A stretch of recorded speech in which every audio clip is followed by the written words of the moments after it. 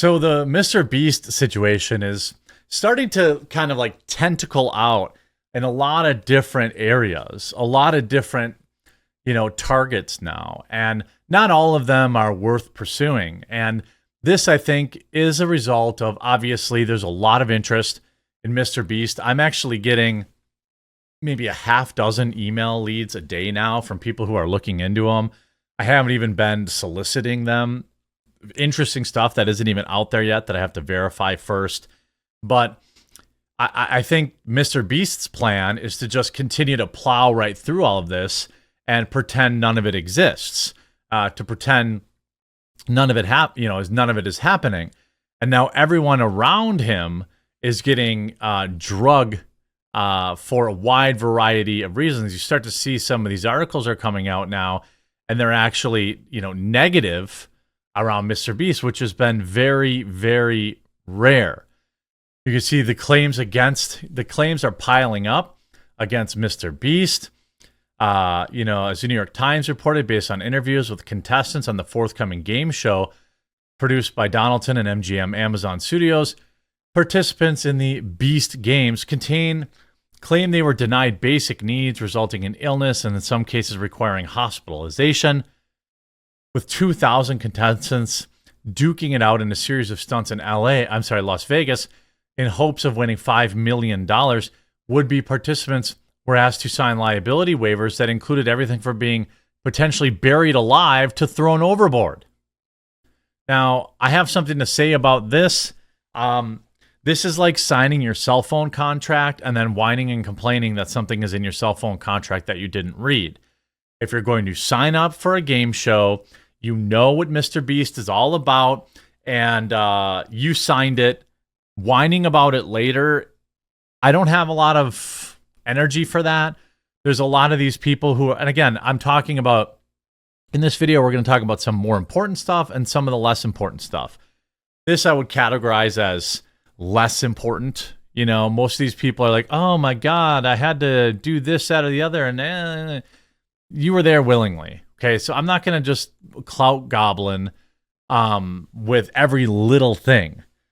One thing I did notice yesterday that was very odd was the way that Mr. Beast is handling these claims in response to a wide variety of claims, including having people on that special list that no one wants to be on working for him.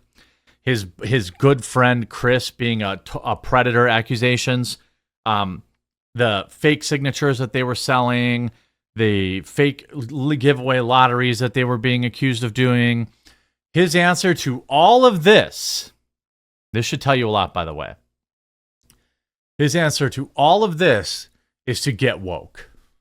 Is hiring HR, implementing, quote, sensitivity training.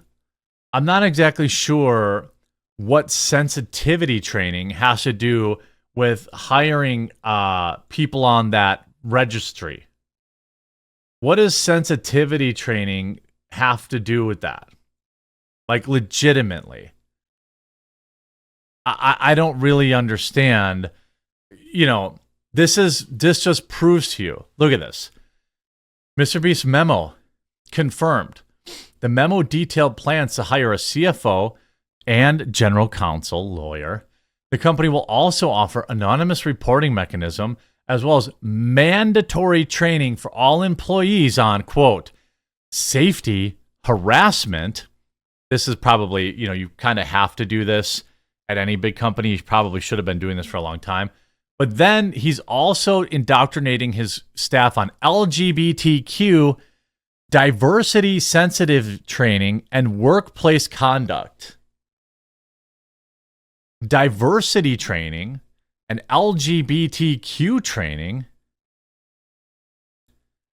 I don't really understand how that stops. And by the way, the funniest part about all of this, and the most hilarious part about all of this, is now he's just going to hire more DEI people, and he's probably going to get more predators.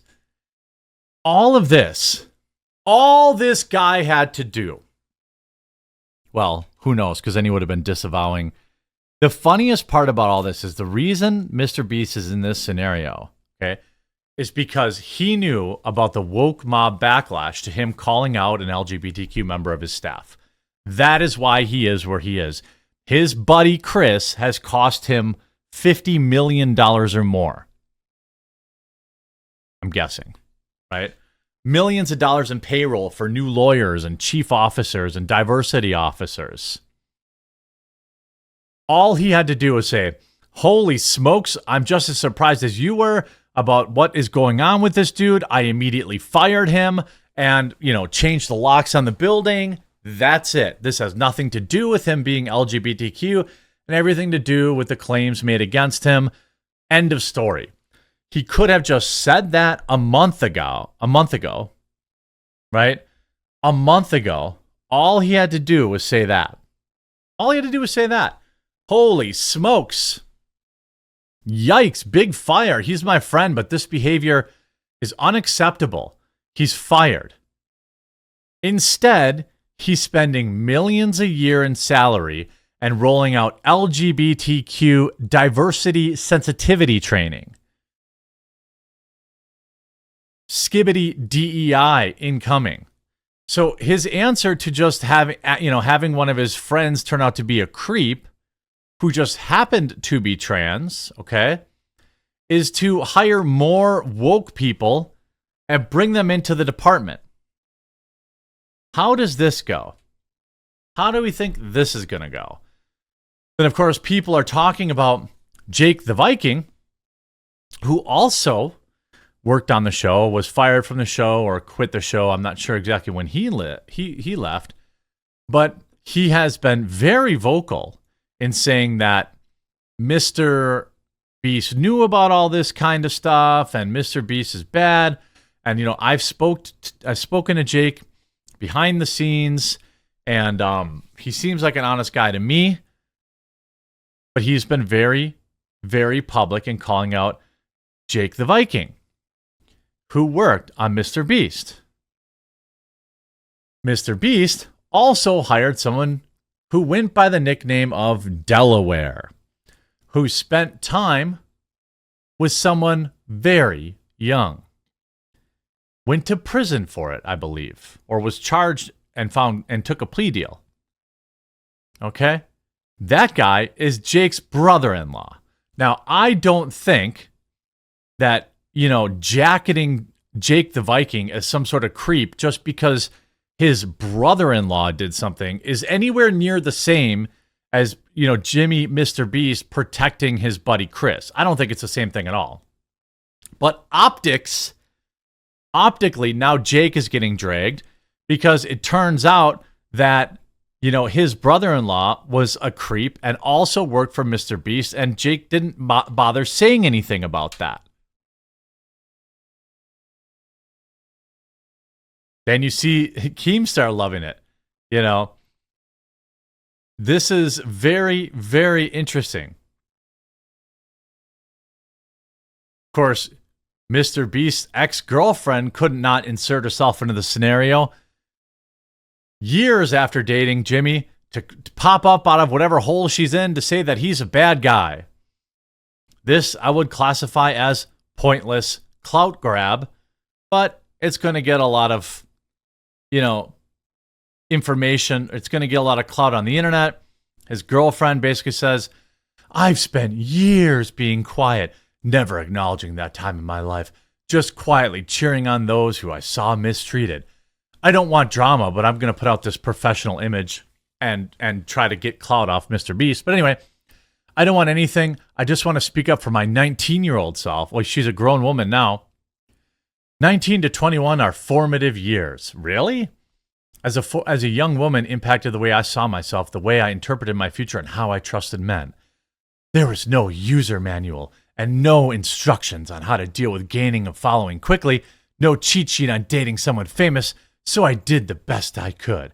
Months of therapy, so many journal entries, long talks with my mom. Why do I still feel like it was all for nothing? It is all for nothing. People you date when you're 18, 17 years old are pointless. Unless you're me and you marry them. I believe I should be used as a cautionary tale. If something is too good to be true, it probably should be. How he treats other women will ultimately be how he treats you. If you're smart and beautiful and capable of a career, life, and I mean, what? Can I get a like in the chat for the stunning and brave ex-girlfriend of MrBeast inserting herself into the drama for stupid clout? A lot of the comments say, if your ex from when you were 18 to 21 doesn't have a problem or bad things to say about you, it's almost weird. This is when the most immature, recklessly ambitious, selfish, unself-aware men will ever be. This applies to women too, but men don't make a habit of publicly shaming their exes. Great post by Alex Becker. I'd agree with this. A lot of this stuff, you know, is just like people clout grabbing, but then there's this. This is the nerdy gummies girl, I think. Rosanna Pansino. I think she's the nerdy gummies girl. I've heard rumors from people working close to MrBeast that he is hiring PIs to investigate those speaking up against him. Well, I could tell you what, I got a long private road and 3 German Shepherds. If you're a private investigator and you have a problem with the videos I'm making, I don't recommend skulking around my yard. I also don't leash my dogs.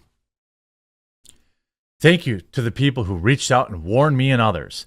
I now have confirmation from several people that individuals are indeed being offered money to fabricate stories about me and others. I have identified some of these people already. They began harassing my friends as of last weekend. I'm keeping all of the receipts. Well, maybe you should probably put the receipts out. You know?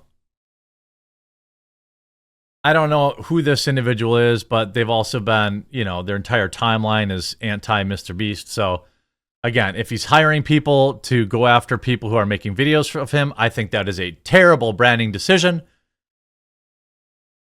Oh, I suppose we'll have to wait and see how this all shakes out. MrBeast could have just... all he had to do was say, I fired the creep. He refused to do that, and now he's going down with him. It's quite beautiful to see.